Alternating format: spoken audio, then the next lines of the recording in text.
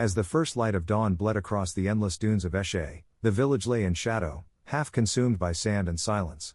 Its once proud huts, woven from straw and hardened clay, leaned now like tired elders, their spines bent under the weight of years and wind. The desert had not come all at once, but slowly, grain by grain, sigh by sigh, swallowing the laughter, the crops, the river, and the songs. In Eshe, time had curled inward like dry leaves. And in that silence, older than memory, something ancient stirred. Elder Koma, wrapped in his threadbare cloak, stood beneath the skeletal remains of what had once been a fig tree.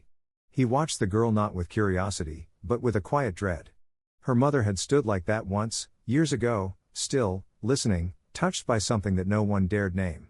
She hears it, he muttered under his breath, just like her mother did. And like her mother, she will wake it. The others had gone blind to the signs, but Koma had seen too much to forget. And now the signs had returned, wearing the face of a girl with river eyes. Above the village, the sky turned a shade too dark for morning. There was no breeze, no scent of coming rain, only the heaviness of expectation, like the weight of unshed tears. The clouds gathered without warning, thickening like secrets long denied.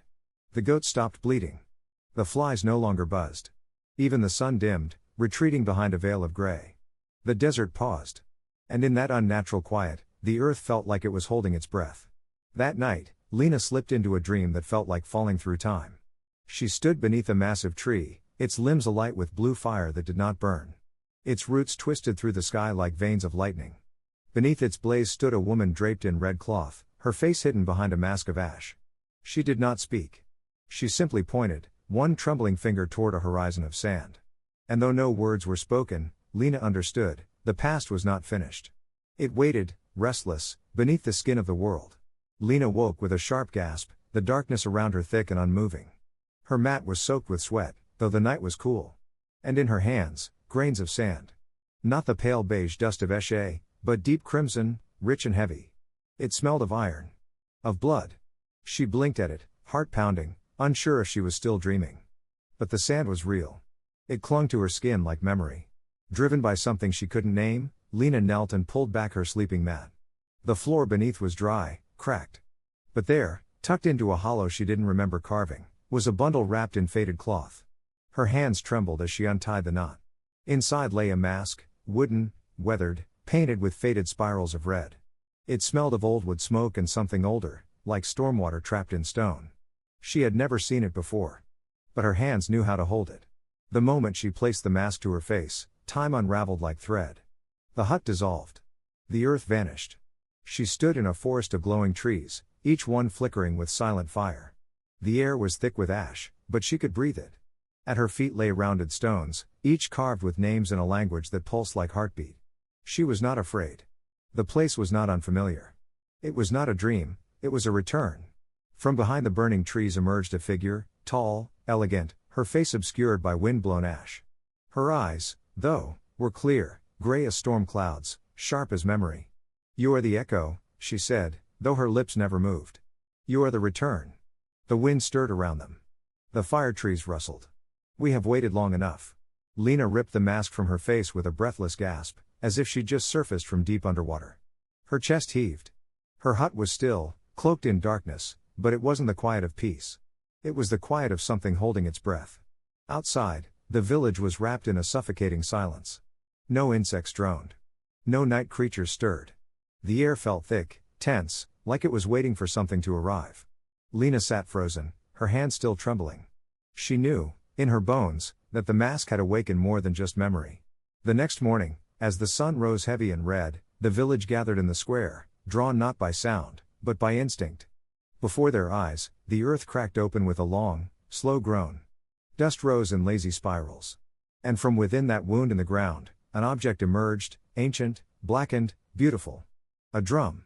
Not crafted, but conjured. Its hide was dry and taut, its carvings deep and pulsing faintly with light. No one dared touch it.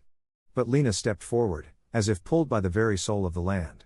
Elder Koma fell to his knees, the color draining from his face. "The drum of Amari," he whispered, eyes wide with disbelief. "It was buried. We swore never to speak of it again." His voice cracked like dry branches. "That drum carries memory. And memory carries fire." But the drum pulsed again, a soft thump like a heart that had slept too long. It was not just an object, it was an invitation. A summons. A test. Lina reached out slowly, her hand hovering above the surface. The moment her fingers made contact, the world around her seemed to tilt. Heat rushed up her arm. Her eyes rolled back. And then came the flood, visions crashing over her like waves. A queen veiled in red. A betrayal under moonlight. A forest set aflame. A river rising and swallowing the land. Screams. Drums. Ash. She gasped but did not pull away. The drum wasn't showing her stories, it was showing her truth. That night, no one in Eshe slept without dreaming. The visions came like a storm, unavoidable, undeniable. Elders saw the face of a young woman they'd long buried in guilt. Children whispered names they had never heard aloud.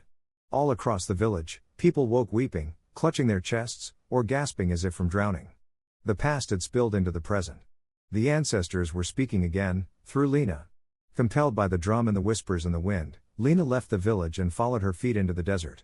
Hours passed. The sun gave way to dusk. Finally, through a break in the dunes, she found it, a forgotten grove, surrounded by trees stunted by dust but alive still. The ground was soft, the air smelled of roots. And there, scattered across the earth, were graves. Simple, unmarked, but sacred. This was where the lost were laid to rest, and forgotten. In the center of the grove, Lina sat cross-legged and lifted the drum onto her knees. She took a breath that was not hers and began to play. Not a song. Not a rhythm. But something older. Each beat echoed through the trees, shaking dust from leaves, calling out into the deep earth. She played with her palms, her fingertips, her soul. And the ground responded, not with words, but with a vibration that spoke of longing and release. At first, there was only trembling. Then, slowly, the earth began to move.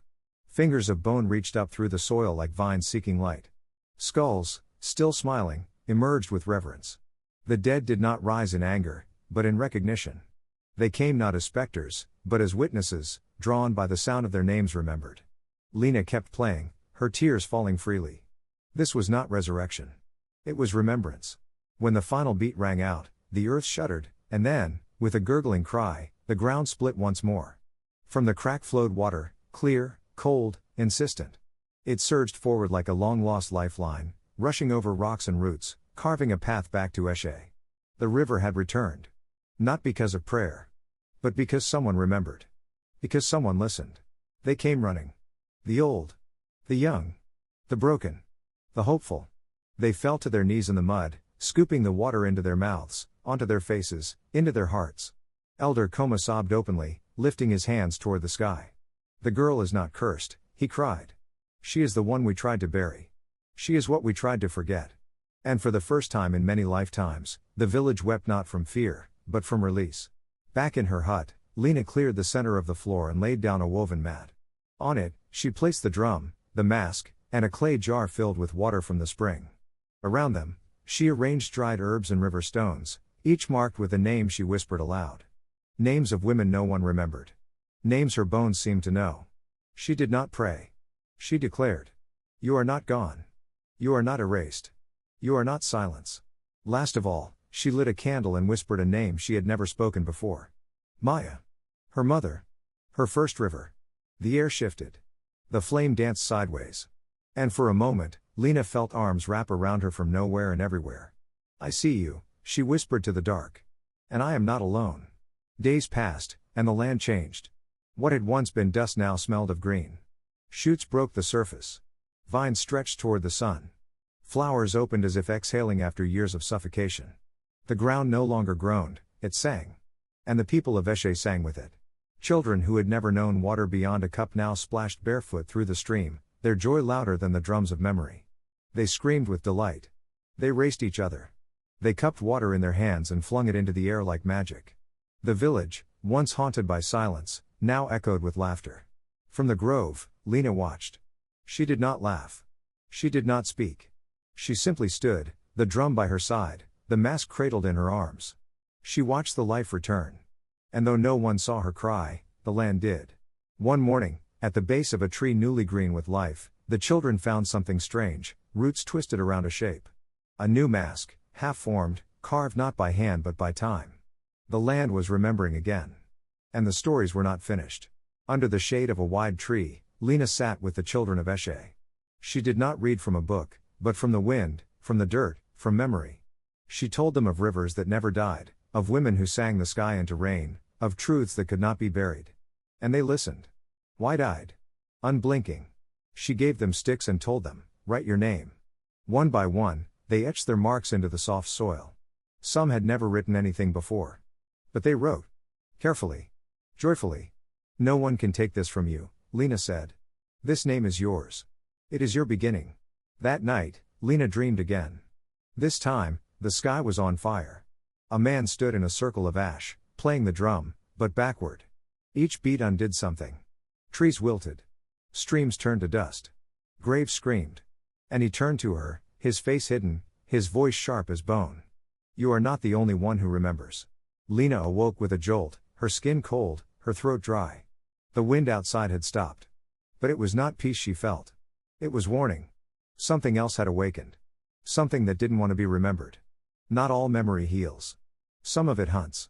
At sunset, she wrapped the mask in red cloth, slung the drum across her back, and walked into the dunes. She did not look back.